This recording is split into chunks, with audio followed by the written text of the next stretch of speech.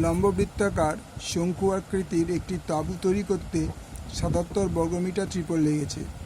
তাঁবুটির তির্যক উচ্চতা যদি ৭ মিটার হয় তবে তাঁবুটির ভূমিতলে ক্ষেত্রফল কত?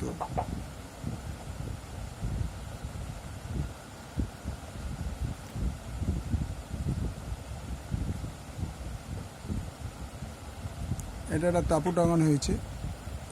এটা হচ্ছে স্ট্রেট হাইট, এটা হচ্ছে স্ল্যান্ট হাইট মানে তির্যক উচ্চতা এল, আর এটা হচ্ছে রেডিয়াস আর মানে ব্যাসার্ধ।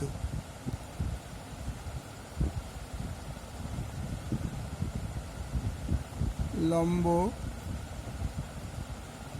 বৃত্তাকার শঙ্কু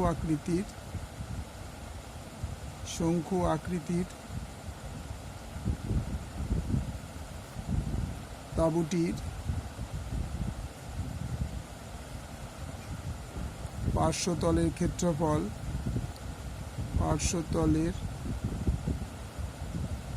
ক্ষেত্রফল ইকুয়াল টু পাই আর এল বর্গ একক। তাহলে পাই আর এল ইকুয়াল টু ৭৭ বর্গ metre, r l equal to ৭৭ into 7/22, 11 দুগুণে 22, 7 এখন 77, বা আর l equal to 49/2।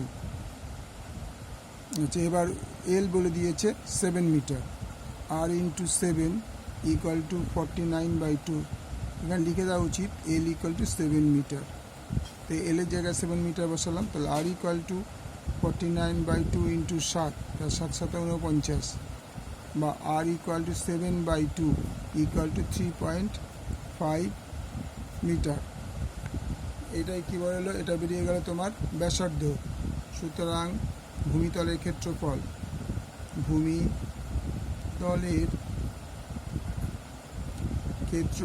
Equal to pi r square বর্গ একক। পাই মানে 22/7 ইন্টু আর হচ্ছে 3.5 ইন্টু 3.5 বর্গ মিটার। কেটে দেয় 0.5, তার মানে 22 ইন্টু 0.5 ইন্টু 3.5।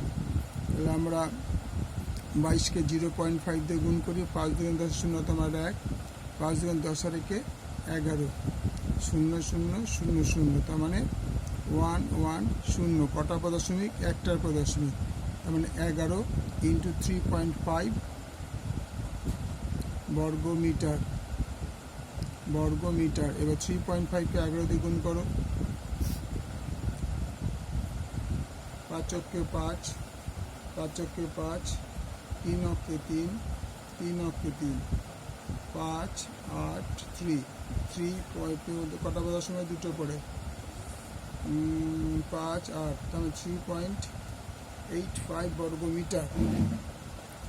এটা তোমার হয়ে গেলো 22, 11 একটা, এটা কোনো ভ্যালু নেই, তার মানে 38.5 বর্গ মিটার।